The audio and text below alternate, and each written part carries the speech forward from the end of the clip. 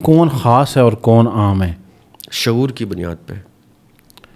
شعور بتاتا ہے آپ کو کہ آپ عام ہیں یا خاص. میں اس کے ایگزامپل اچھا، لوگوں کا اعتراض کیا ہے؟ بنیادی طور پہ سوال کا مقصد یہ ہے کہ جب ایک شخص کو تصوف کی گفتگو میں لاجک نہیں ملتی، ٹھیک ہے، تو وہ کہتے ہیں کہ یہ اللاجیکل بات ہے. جیسے مثال کے طور پہ کسی بزرگ نے کسی ایک عام آدمی کو کوئی خاص قسم کا ریچول کرنے کو کہا اور عقلی دلائل اس کو مان ہی نہیں رہے کہ اس کا کسی طرح کی ریلیجیس کوئی ثبوت نہیں ہے، کوئی پروف نہیں ہے، لاجک نہیں ہے، تو وہ کہہ دیا جاتا ہے، یا ایسی گفتگو جو کہ کسی بھی طرح سے چیلنج ہو رہی ہو، تو یہ کہہ دیا جاتا ہے کہ یہ خواص کی بات ہے، آپ کیونکہ عام ہیں. تو وہ ذہن تو نہیں تسلیم کرے گا نا کہ میں عام ہوں. مطلب وہ یہ کہے گا کہ مجھے اگر آپ کی بات سمجھ نہیں آ رہی تو آپ نے یہ طے کر دیا کہ میں عام ہوں. ہو سکتا ہے کہ آپ کی بات عام ہو اور میں خاص ہوں. بالکل ٹھیک ہے. تو یہ فرق سر کیسے نکلے گا؟ ابھی میں آپ کی اس پوڈ کاسٹ میں تھیوری آف ریلیٹیوٹی ڈسکس کروں یا میٹا فزکس ڈسکس کروں یا کوانٹم فزکس ڈسکس کروں، electron, proton, quarks, nucleus, neutron, اور پھر ٹائم ٹریول اور یہ ڈسکس کروں، تو آدھے لوگ پوڈ کاسٹ کو اسکرول کر دیں گے. وہ جو اسکرول کریں گے نا وہ عام لوگ ہوں گے. وہ خاص گفتگو کو سمجھ نہیں سکیں گے کہ یہ الیکٹران کیا ہوتا ہے، یہ ڈویلٹی کیسے ہوتی ہے، پارٹیکل اور ویو کیا ہوتا ہے، یہ لائٹ کیسے یہ خاص لوگوں کی گفتگو ہے، جن میں حضرت آئنسٹائن، جن میں حضرت نیوٹن، جس میں حضرت ٹامس ایڈیسن، یہ اس لیول کے اس کے خاص لوگ آئے ہیں دنیا میں. حضرت AQ خان رحمۃ اللہ علیہ مرحوم. سائنس کے میدان میں سائنس تو ہم نے نام دیا نا، گفتگو تو اس لیول کی ہو رہی ہے جس میں مائکروسکوپ ضرورت پڑ گئی ہے دیکھنے کے لیے، اتنی ڈیپ چیزیں، اور یا ٹیلیسکوپ ضرورت پڑ گئی ہے. یہ خاص گفتگو شروع ہوئی. فزکس والے بھی میٹا فزکس کو خاص سمجھتے ہیں، عام نہیں سمجھتے. کہتے ہیں عام فزسسٹ بھی نہیں اس میں پڑھتا. یعنی فزکس میں بھی رہتے ہوئے ایک خاص اور عوام کی باقاعدہ ڈسٹنکشن آ جاتی ہے. ٹھیک ہے کہ یہ خاص لوگ ہیں جو اس لائٹ کو ڈسکس کر رہے ہیں اور عمریں لگا رہے ہیں کہ لائٹ فوٹون ہوتا کیا ہے، فوٹون کی ایگزسٹنس کیا ہے، لائٹ کتنے ٹریول کرے تو ویکیوم میں کیسے کرتی ہے، تو ریزسٹنس میں کیسے ٹریول کرتی ہے، لائٹ ایئرز کیا ہوتے ہیں. یہ خاص لوگوں کے ڈسکشن ہے. چونکہ اس کے گیجٹس بنائے ہیں، وہ پڑھے لکھے لوگوں کے ہاتھ میں چلی گئی تھی یہ فیلڈ، تو انہوں نے اس کے گیجٹس بنا کے اس کو عوام کے لیے پبلک کر دیا ہے. اب آپ خود سوچیں، 8 ارب لوگوں میں سے 1 ارب لوگ بھی نہیں ہیں جو کوانٹم فزکس کو سمجھتے ہیں. Handful of people. میں نے ابھی 3-4 نام لیے ہیں، اگر ہم ذہن پہ زور ڈالیں تو 15-20 نام سے اوپر ہمیں ان خواص کے نام بھی نہیں آئیں گے. جی بالکل، کیونکہ یہ بہت ہی خاص لوگ ہیں. اسی طرح ریلیجن کی بھی فلسفی میں جتنے بھی سائنسدان ہیں نا وہ بھی فلسفی دیتے ہیں. یہ آئنسٹائن کی جو تھیوری ہے آف ریلیٹیوٹی، یہ فلسفہ ہے. صحیح، کہ body at rest is not actually at rest, it is at a relative state of rest unless it is at absolute state of rest. صحیح. یہ ایک فلسفہ ہے جس کو بعد میں تھیوریٹیکل اور پریکٹیکل اسٹیٹ میں لا کے لوگوں نے پبلک کیا بھی، تو سب نے نہیں لیا، خاص لوگوں نے لیا.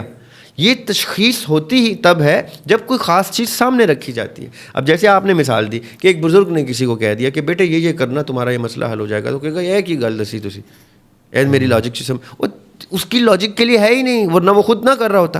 یہ خاص لوگ جو ہوتے ہیں ہر فیلڈ میں، ریلیجن میں بھی، یہ جو آج کل اسکالرز نے خاص ہستیوں کو رگیدنا شروع کیا ہوا ہے، میں ان کو ہاتھ جوڑ کے ریکویسٹ کرتا ہوں ان کی صحت کے لیے، ان کے آنے والی نسلوں کی صحت کے لیے، ایسا نہ ہو کہ جن ہستیوں کو آپ رگیدتے ہیں صرف اس لیے کہ آپ عوام میں ہیں اور عوام میں تھوڑی سی بہتر ڈگری پہ شاید آ گئے ہیں اللہ کی طرف سے، اور ان خواص کو آپ سمجھ نہیں پا رہے، تو اس کا مطلب یہ نہیں ہے کہ آپ ان پہ کنڈیاں ڈال کے اپنی شہرت بڑھائیں.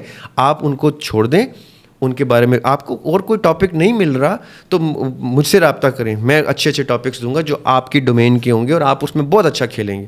لیکن ان ہستیوں کے بارے میں نہ جائیں جن کی جوتیاں بھی آپ کی ریچ سے باہر ہیں، جن کے پالتو جانور آپ کی ریچ سے باہر ہیں. یہ بہت خاص ہستی ہیں, یہ اللہ تعالیٰ کی چوزن خاص ہستی ہیں. میں آئنسٹائن اور نیوٹن کی بات نہیں اب کر رہا, میں ان خواص کی بات کر رہا ہوں جو ہمارے مذہب کے خواص ہیں, جو ہمارے دین کو, یہ جو آج یہاں پہ میرے منہ سے خطرناک لفظ نکلنے لگے تھے, یہ جو 3-4 طبقات تھے نا ہندوؤں کے, یہ ان میں سے جو سب سے لوور طبقہ تھا نا یاسر بھائی, یہ بھی میں آپ کو بتاتا ہوں. 3 کلاسز تھیں اس بر صغیر میں ہندوؤں کی. ٹھیک ہے. برہمن سب سے اوپر تھے, صحیح. کھشتری اور ویش 2nd-3rd ڈگری پہ تھے, اور شودر سب سے نیچے کی ڈگری کے تھے. یہ کلاسیفیکیشن ذات پات کے ہندو مت میں چل رہی تھی, اس ریجن میں چل رہی تھی. ایلیویٹڈ ہندو اس سے آزاد تھے. ایلیویٹڈ کوئی بھی مذہب کا بندہ ہوگا نا, وہ ذات پات میں نہیں پڑے گا. جو ایلیویٹڈ نہیں تھے, جو میسز میں تھے, وہ ان 3-4 ڈگریز میں کلاسیفائی کر کے ایک ذات کو بہت نیچا کرتے تھے. تو ان جو نیچے کے تھے نا, ان کے پاس ایک ہی چوائس تھی جب ایسٹ انڈیا کمپنی آئی, کہ 2 چوائسیں تھیں, یا ہم کرسچن ہو جائیں تب ہمیں ذرا عزت مل جائے گی معاشرے میں, کیونکہ ایسٹ انڈیا کمپنی نے کرسچنس کو جابز دینی شروع کر دی تھی, یا ہم مسلمان ہو جائیں کیونکہ ہندو تو ہم ہیں, ہمیں اب یہ ہم کلاس اوپر نہیں لے کے آ سکتے, ہمیں وہ اوپر کی کلاس والے کنورٹ تو نہیں کرنے دیتے نا. ایک کام اپنے ملازم کو اپنی سیٹ پہ تو کبھی بھی نہیں بٹھائیں گے. ہاں یہ ہو سکتا ہے کہ ہم مسلمان ہو جائیں تو مسلمان اپنی سیٹ پہ بٹھا سکیں, اپنے قریب لے آئیں گے. تو یہ ایلیویشن ان لوگوں نے لی تھی. یہ 2ری-3ری جنریشن کے کانورٹس ہیں جو اس صدی کے لوگوں کو کوسچن کرتے ہیں جس صدی میں ان کے باپ دادا جو ہیں کسی مذہب پہ بھی نہیں تھے. جو آج باتیں کرتے ہیں نا بڑے بزرگوں کے بارے میں, ان کے اس صدی کے 10ویں-11ویں صدی کے ہیں علی اجویری, 8ویں-9ویں صدی کے ہیں ابن سینا اور غزالی اور یہ لوگ. ان لوگوں کے برابر ان کے داداؤں کو رکھے نا آپ پر داداؤں کو, جی تو وہ مسلمان بھی نہیں تھے. آج ان کی نسلیں جن کی وجہ سے مسلمان ہوئی ہیں, آ کے ان کو انگلی اٹھا رہے ہیں جنہوں نے ان کے داداؤں کو مسلمان کیا. یہ احسان فراموشی کی انتہا ہوتی ہے. یہ لوگ ان کے داداؤں پردادوں کے محسن ہیں, ان کی وجہ سے ان کے دادا پردادا مسلمان ہوئے تھے. تو آج یہ اسکالرز بن کے مائک کے آگے ان لوگوں کو کوسچن کرتے ہیں جو نہ کرتے ہیں مسلمان. تو آج یہ ابھی بھی انڈیا میں کسی جو جینیٹر ہوتے کہیں پہ کسی کا سامان صاف کر رہے ہوتے پھینکا ہوا, یہ وہ لوگ ہیں.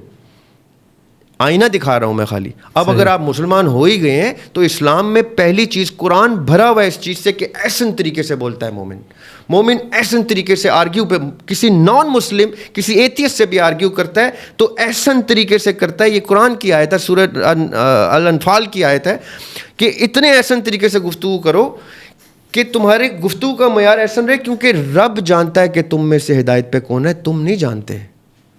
کیا پتا جو ایتھیسٹ سے گفتگو کرتے ہوئے بدتمیز ہو جاتے ہیں, میں نے دیکھے ہیں, بد لحاظ ہو جاتے ہیں, بے لحاظ ہو جاتے ہیں, ان کو یہی نہیں پتا کہ اس شخص جس کو بدتمیزی سے پیش آ رہے ہیں کل اللہ تعالیٰ اس کو ہدایت دے دے اور وہ اس سے بہتر مسلمان بن جائے. اس لیے اللہ تعالیٰ نے کہا اپنی زبان لہجہ احسن رکھنا, کیونکہ اللہ تعالیٰ جانتے ہیں ہدایت پہ کون ہے. اس کا مطلب یہ نہیں کہ اسی وقت ہدایت پہ کون ہے جب اٹھایا جائے گا. میں نے صحابیوں کے بارے میں پڑھا ہے یاسر بھائی, جو مرتد ہو کے مرے ہیں. یہ کون اپنے آپ کو سمجھنا شروع ہو گئے ہیں, جو نبی کی صحبت میں رہ کے مسلمان ہوئے, نبی کے ہاتھ سے مشرف با اسلام ہوئے, وہ مرتد فوت ہوئے ہیں. اللہ تعالیٰ کسی کو جب مرتد اٹھانا چاہتا ہے تو وہ یہ نہیں دیکھتا کہ نبی کی کمپنی کا آدمی ہے یا پاکستان ہندوستان کا آدمی ہے. ضروری نہیں ہے کہ یہ جو باتیں کر رہے ہیں ان کے اوپر اللہ تعالیٰ کا اگر گرفت آ گئی نا تو یہ کلمہ بھی نصیب نہیں ہوگا ان کو جانے سے پہلے. یہ ڈرنا چاہیے ان کو. اچھا